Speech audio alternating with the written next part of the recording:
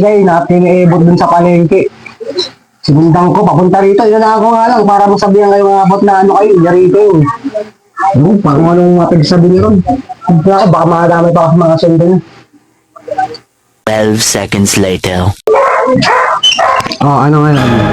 Akala niyo, hindi ko nakikita ng apat dito Ano yung pagkasabi niyo ron na ako nagsimula sa away ni Nestor at ni Aling Ising? Hindi niyo iniisip yung mga sinasabi niyo Ako nadadamay.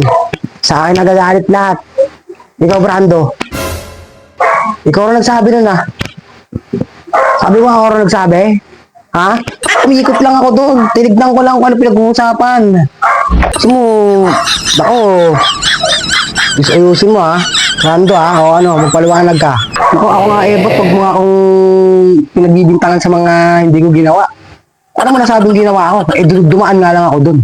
Kasi mahirap sa'yo Bintang ka ng bintang kahit wala ka naman talagang sapat na ebidensya. Galit ka ba? Ikaw, Marco, nakita ako dun, no? O ikaw, Marco, anong ano mo? Anong masasabi mo rito? Paliwanag mo nga Ebot. Baka magkapangabot kami nito Hindi ako pinagbibintangan mo. Sabihin na nga na tayo tumandon. Isang katulilit. Hindi naman ako tumilit Pinagbibintangan mo Gusto ko na yung Kuya Ebot.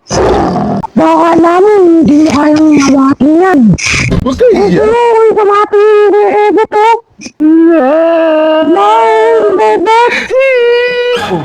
Mamangmangang ka pa. Oo nga, sabay nga tayo pumunta ron. O bakit? Ano bang inaano mo? Ikaw mas lalong pumasok doon dahil maliit ka Sumingit ka pa nga rin sa may aling may dalang may dalang talangka.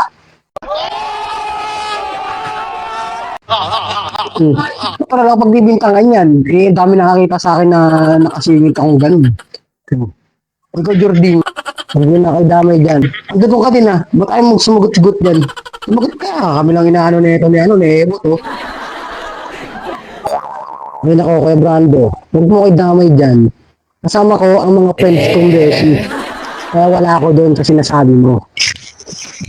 Dumaan ako, saglit lang ako. Sinando nga ako ng mga beshi ko, di ba?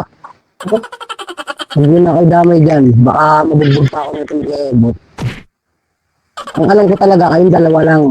Dalawa kayo nito, Marco.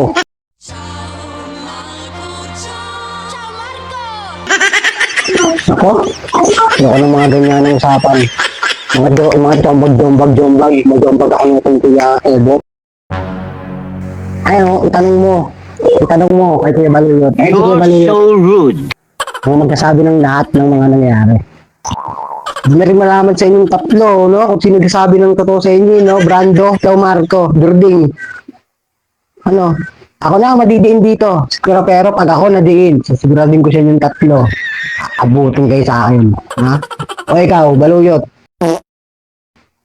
Ikaw tinuturo ni Jording, Ikaw nga magpaliwanag yan lahat. Ito mga to, sisinungaling ko mga to bibigyan ko to mga tag-iisa Bago ako lumabas dito. Sabihin mo na ako, sasabihin mo. Tingin ko, Kuya Ebot, mukhang wala namang kinalaman yung tatlong yan dun. Tumitingin-tingin lang sila dun Tingin ko nakikimarites lang yun sila, parang napadaan lang sila dun.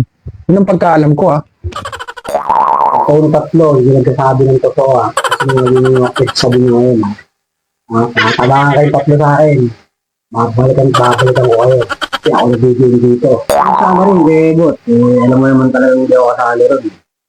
Ang kasali ko rin, aminin ko naman yung nakakasali ko din. Nakikinig din ako. Kailangan kong kaliskis mo, boy. Tatamangan kami sa inyo. Parang babanta ka to. Huwag kayo iiyak. Sige, pasensya na kayo, Ebot. Hindi maulit. Sana rin Kuya Ebot. Talagang dumanang din talaga ako doon. Hindi ka na ulit doon. Pasensya na Kuya Ebot. Bye-bye Kuya Ebot. Pasensya ka na rin, Kuya Ebot. Wala ka naman talaga ako nakasabi mo na yan. Kasi kasama ko yung mga basic kong mga friend. So kung andun ako, sabihin ko andun ako. Kaya ba pasensya na Sige. Wala ka akin yun. Hindi na kayo ng tawad sa akin hindi na lang ulit mangyari yung pangyari yun. Ako. Binintikan talaga ako. Ang papasama. Dito na ako. Dito na.